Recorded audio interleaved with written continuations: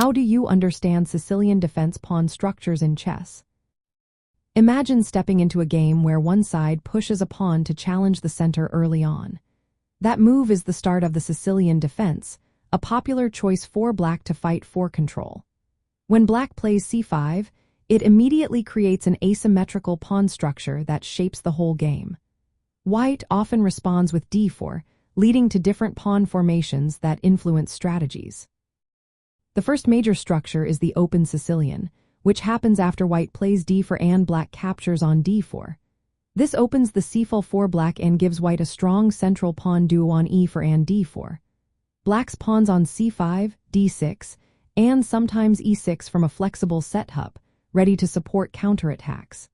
The tension in this structure often results in sharp, tactical battles. Next is the closed Sicilian, where white delays d4 and keeps the center more closed with pawns on e4 and f4.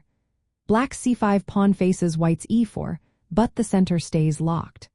White usually plans a kingside pawn storm, while black looks for counterplay on the queenside.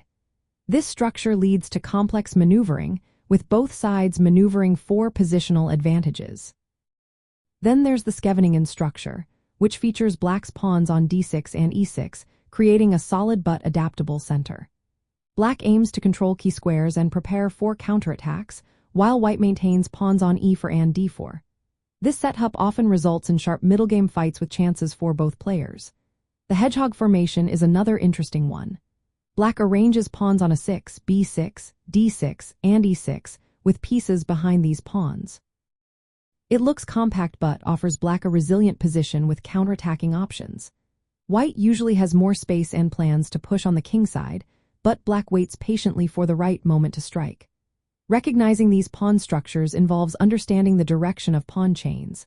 White's pawns often point toward the king side, hinting at attacking plans, while black's point toward the queen side, signaling counterattacks. Key squares and pawn breaks are also important. For example, black might push b5 or d5 to open lines, while white could consider f for f5 or d for d5 to challenge black's setup. Piece placement is influenced by these structures too. In many Sicilian lines, black's bishop on g7 exerts influence across the long diagonal, supporting queenside play and central control. Timing of pawn exchanges is vital. Early exchanges can open lines favoring one side's plan, while delaying them keeps tension and complexity.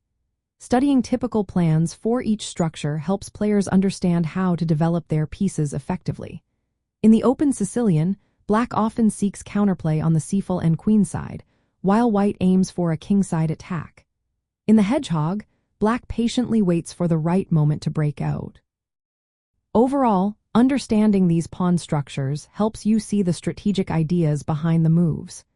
Recognizing the characteristic pawn placements, the resulting imbalances, and the plans they suggest is key to mastering the Sicilian defense. With practice, you'll be able to navigate these structures confidently and make the most of your positions.